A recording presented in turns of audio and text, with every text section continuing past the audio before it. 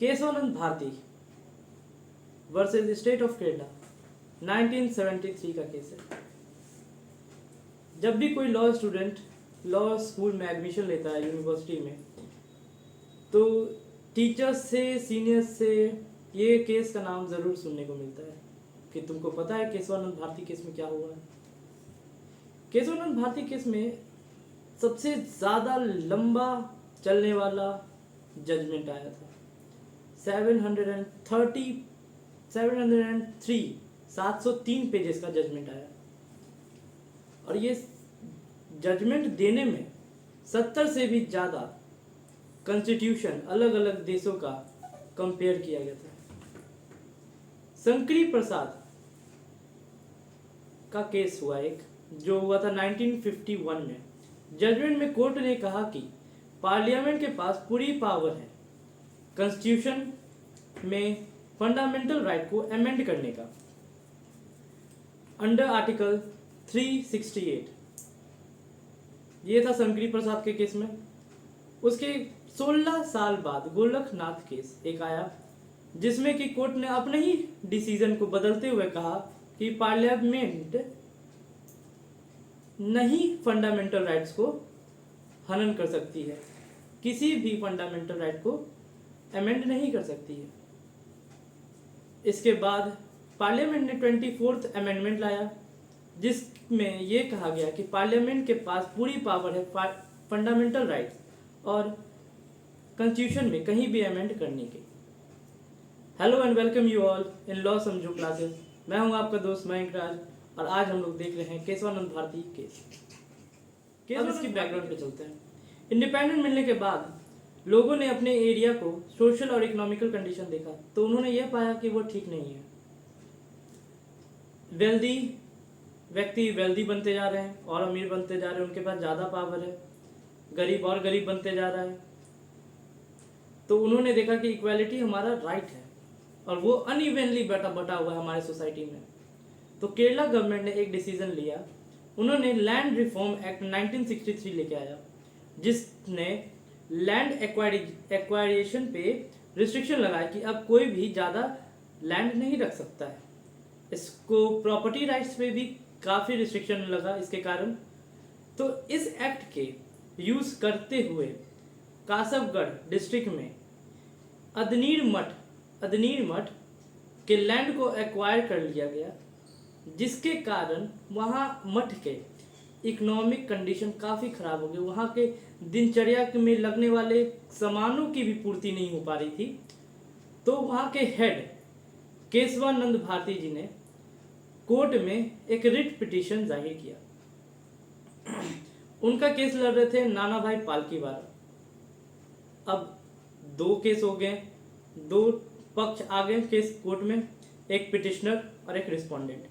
अब हम लोग दोनों को एक एक करके समझेंगे। तो पिटिशनर कौन थे? हमारे केशवानंद भारती जी। उन्होंने 3 पॉइंट कहा, कोर्ट में रखा कि power under article 368 is limited. उन्होंने कहा कि पावर आर्टिकल 368 का अमेंडिंग पावर लिमिटेड है, क्योंकि अगर वो लिमिटेड नहीं रहेगा तो वो कुछ भी कर सकता है।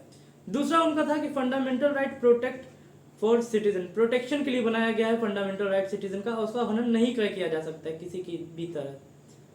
तीसरा पॉइंट था उनका कि 24th और 25th amendment act curtailed citizen fundamental right, मतलब वो हनन कर रहा है सिटीजन राइट्स का, सिटीजन के फंडामेंटल राइट्स का। कौन कौन हनन कर रहा है?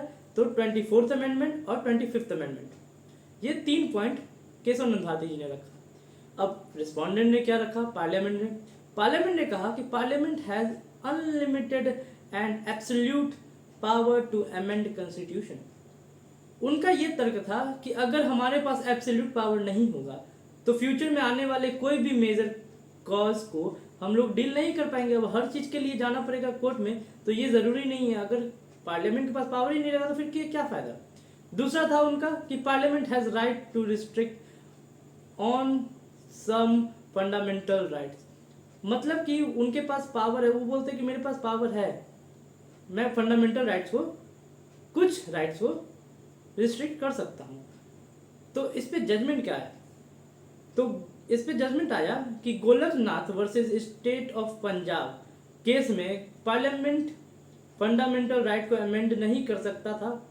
इसको गलत ठहराते हुए सुप्रीम कोर्ट ने यह कहा कि 24th अमेंडमेंट, जिसमें कि यह लिखा गया है कि पार्लियामेंट चाहे तो किसी भी कॉन्स्टिट्यूशन के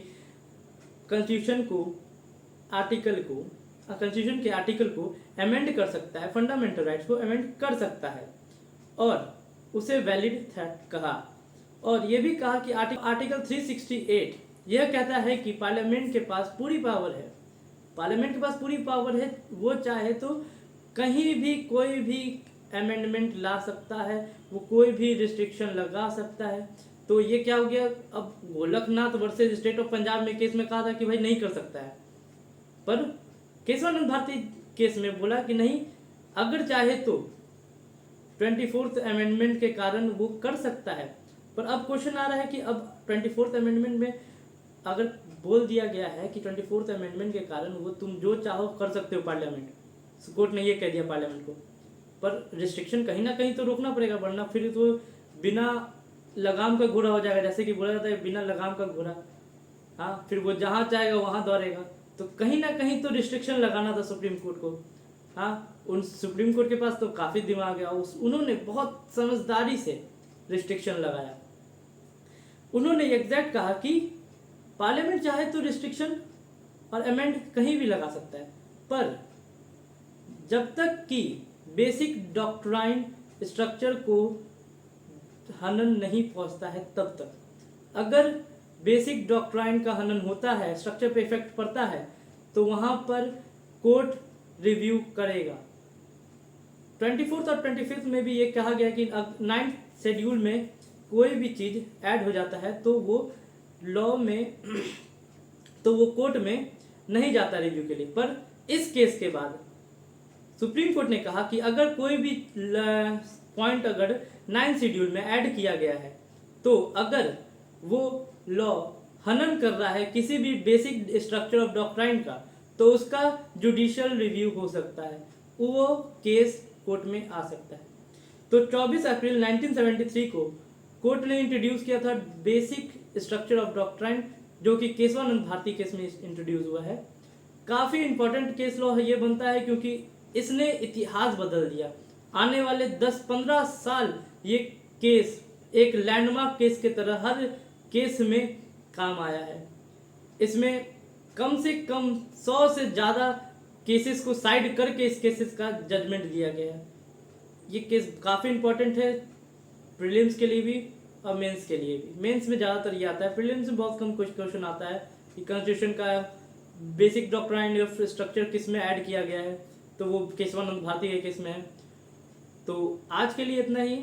हाँ, फिर मिलते हैं नेक्स्ट वीडियो में और कोई नेक्स्ट केस लॉ के साथ। धन्यवाद।